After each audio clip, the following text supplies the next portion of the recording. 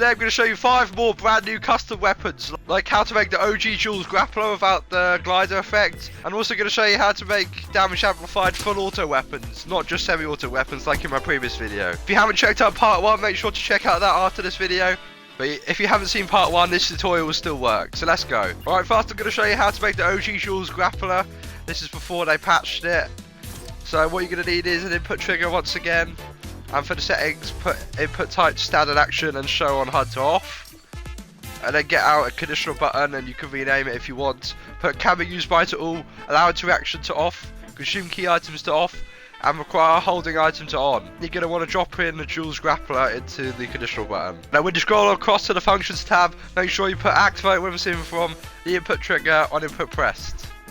And you can also rename the input trigger. If you want to rename the devices, just press that button up there, it's LT, and then for me it's A, and then you can customize the name. Alright guys, now let's set up a delay, and what this is going to do is make a little delay once they've pressed the shoot button with the grappler, and then it's going to remove the grappler, and then it's going to grant them a new one. So then they won't actually have to pull out that glider. So for the trigger, make sure you put visible during games to off. The trigger delay, this is really up to you. You can either put it to 0.5 or 0.75 is what I recommend. If you want it to be a bit closer range, then put it to 0.5. But if you want it to be longer range, you can put it to 0.75. However, if you do put it to 0.75, at closer distances, you can still pull out your glider sometimes. So it's up to you what you want to put it as. And then trigger for effects and sound effects, you can turn that to off. Then put trigger when receiving from to the conditional button on activated, and now let's come on to the item remover and item granter. So for the item remover, just put play audio to off, and you can put remove when receiving from the trigger on triggered. So after this little delay, it's going to then remove the grappler from the inventory, and then we're going to grant them a new one. So go into an item granter and put on-current action to keep all and equip granted item. I put that to yes, so it actually equips the grappler when they get a new one. And then you can put a grant item when receiving from the trigger once again on triggered. It's going to remove the previous one they have in the inventory and then give them a new one. Once again, you're going to need to drop in a Jules Grappler into the item remover and item granter. Okay, so next, this is a really requested one. I'm going to show you how to make full auto damage amplified weapons. Now, a lot of you guys wanted me to cover this, so let's just get into it. And the input trigger, once again, I've renamed it to damage. And the input type is fire, standard input action, and show on HUD to off. And then once again, we're going to need another conditional button. And for the settings in this, is the exact same settings as the one previous. And for the settings, activate when receiving from the input trigger on input pressed. So that's all the same, but what we're going to have is some extra input triggers and an extra conditional button. The settings for the damage amplifier, you can put the damage multiplier to wherever you want. I put 1.75. Infinite effectuation, we're going to put that to yes, because we're going to have a custom way of removing that from the player. Respawn to yes. Time to respawn to instant. Ambient audio off. Pickup audio off. You can see this power up to none, and effects put it to none because they are quite annoying. And then pick up when receiving from the conditional button on activated.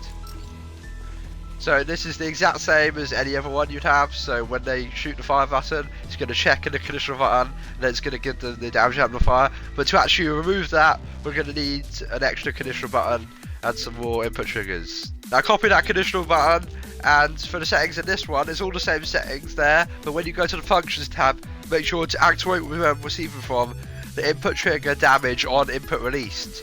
So when they release their trigger, then it's going to, on activated, the damage amplifier to clear. So when they remove the trigger from the weapon, it's going to then clear the damage amplifier. Now these extra 2 input triggers is so you can actually switch weapon, and then it doesn't register that you've taken your finger off the trigger if you switch weapon, and then the different weapon you switch to will also have the damage amplified effect. So what we're going to need is 2 more input triggers, and in these, go to the creative input action, and for this one it's previous item, and then for the next one it's next item. I don't know why this isn't one setting, they're two separate settings. And then show on HUD to off. And then when you go to the events, put on input press send event to the damage amplifier power up to clear. So basically whenever they switch weapon, it's going to clear the damage amplifier, and that's the same for this one too. And then guys, you can drop in whatever weapon you want to have this damage amplified effect. So for me, I've done the suppressed AR, the Havoc suppressed AR, I believe, and you drop that into both conditional buttons. I'm going to cover aimbot in a second. It's quite similar to the damage amplifier one, but now I'm going to cover speed boost. So again, you get another input trigger, and it's the same settings in the input trigger and conditional button. The same settings here. Activate when receiving from the input trigger on an input standard movement modifier. And this is going to speed up the player whenever they shoot the weapon. So for the settings, put the speed to whatever you want. I put it to 3, you might want to put that to 2 or something because it is pretty OP. And the effect duration, you can put that to whatever you want. I put 7. And then activate when receiving from, you can put that to the conditional button on activated, which is this one right here. Now you wanted the speed boost to be given from the different actions. There's lots of different ways you can do it while the player is holding the weapon. So you can do obviously shooting, you can do aiming in, you can do crouching, you can do jumping, you can do sprinting, or whatever you want. But for me, of course, I've done fire. Alright, now guys, this is a big one. I'm gonna show you how to make aimbot with a certain weapon. So for this, once again, we're gonna need some more input triggers. And for the settings, I put target for this one instead of fire, because if you aim down sights when you're using the aimbot, it's a bit more consistent. So I put it as aiming in as the standard action. And show and hunt to off. Obviously do whatever you want. Conditional button, it's the exact same settings here again, once again. And activate what I'm receiving from the input trigger on input pressed. And then we're going to need a control third person device to actually give us the aimbot. Now for the settings for this, put add to players on start to off, target retention duration to 0, targeting distance to the maximum, which is 9901, and for the targeting distance when aiming. The targeting angle and the targeting angle when aiming, I've put 90 degrees, you can put that to wherever you want really. But that's what I put. Require target line of sight, I put that to off. Then you're going to want to put add to receiving from the conditional button on activated. So that's the first one we just covered. So again, copy that conditional button. It's exactly the same as with the damage amplifier. And for this one, it's the exact same settings, but when you put activate with receiving from, make sure it's the input trigger on input released. So when they release their finger off the aiming button, it's then going to, when we go to the events tab, on activated send event to the control third person device to remove from.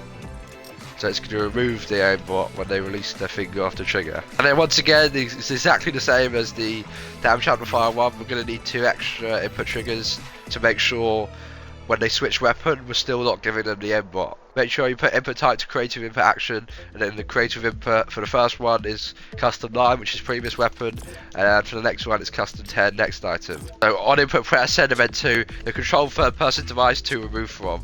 We're not even going to go through the conditional buttons for these two, we're just going to go straight to the third person device to remove. And the same for custom 10, which is next item, on an input press send event to the control third person device to remove from. And then once again, you can drop this weapon you want to have the same bot in both of the conditional buttons. For me, I've done a combat assault rifle. Now finally guys, just as a simple one to round it off, I'm going to show you how to make a slippery custom weapon with the french fries, the grind power up. So input trigger again, same settings. For this one it's fire, so when they shoot their shoot button. On input press send event 2, conditional button is right here. And it's the same settings here. And activate when receiving from the input trigger on input pressed, which is the one here. Again, I've renamed all my devices so it's a bit easier to understand. And then we're going to need a grind power up. And respawn is to yes, time to respawn is to instant, ambient audio off, pickup audio off. You can see this power up to none, and effect duration I put that to 7 once again. And pickup was in from the conditional button on activated. And for the item I put in here, I've done impulses. So when they use the impulse, they'll get pushed forward and then they'll slide across the ground, so they have a bit of momentum. If you did it with a weapon, it might be a bit weird, but it's really up to you what you want to do with this. Maybe if you have a really OP weapon, you might want to get the slippery feet to make it a bit less OP.